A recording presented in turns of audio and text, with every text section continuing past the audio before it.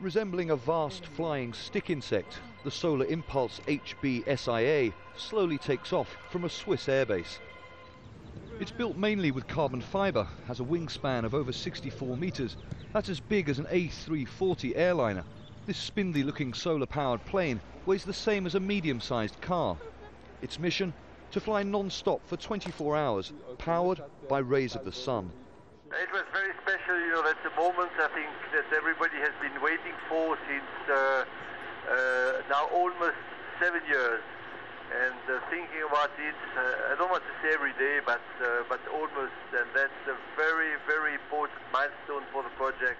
The project's brainchilds include the man made famous for the world's first non-stop flight around the world in a hot air balloon, Bertrand Piccard.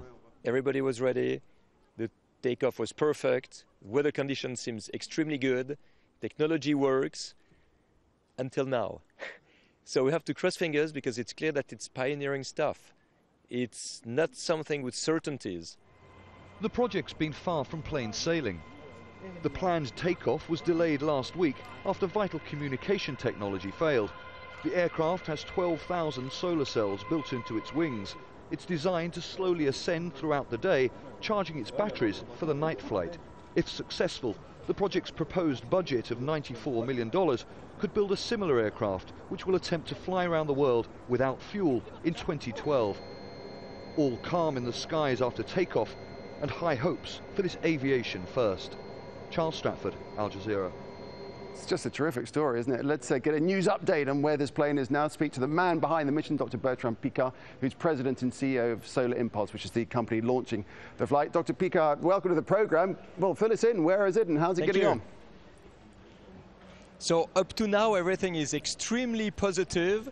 The energy captured in the batteries during the day seems to be really enough. We'll have probably a clear go for the night flight, and the big suspense will be, will the plane save enough energy during the night to make it until the next morning? And this is the core spirit of Solar Impulse.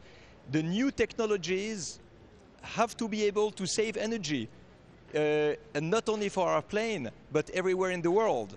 Because so it's clear that when you speak of... Sure, no, I was just going to say, how many hours of darkness does it have to get through? How much energy does it need to power its way through? You have to understand that it's more than the darkness. The darkness will be roughly 8 hours, but there will be 2 hours before and 2 hours later where the sun is too much horizontal to be able to capture the sun. So we are aiming for a long time just on the batteries that have been loaded during the day flight. And during the day flight, presumably you always need clear skies, but I guess you probably get those anyway, do you, if you're flying above the cloud level? Yes, absolutely. But then during the night, the airplane is going to a lower altitude to save energy. And the next morning, we have to be out of the clouds if we want to continue the flight. So there is a good relation with the weatherman in order to orient the plane in the right direction. And ultimately, what is this all about? What are we aiming for? What are we hoping to achieve for the future? What we want to achieve is to demonstrate that the new technologies, the renewable energies, can achieve impossible things. And we want to promote these new technologies for energy saving and clean energy, not only for our Solar Impulse airplane, but for the public to understand that everybody can use these technologies on the ground for cars, for heating systems, for washing machines, for computer, and so on. So we don't want to make a revolution for air transport. We'd like to make a revolution in the mindset of the people when they think about renewable energies. And how much effort has gone into this? How many years has this been in the preparation? And I guess it must have cost millions of dollars, hasn't it? I had the dream since 11 years, and the team is working on it practically every day since 7 years. And the goal was to make this airplane that is big as an Airbus 340 with the weight of a car, in order to be extremely energy efficient, almost use no energy in the air. That's why this plane has this strange shape and why it is so big. Very briefly, Dr. Piccard, bet you wish you were at the controls, don't you? You've flown around the world in a balloon, haven't you? Absolutely, but you know, when I flew around the world in a balloon, I used a lot of propane gas.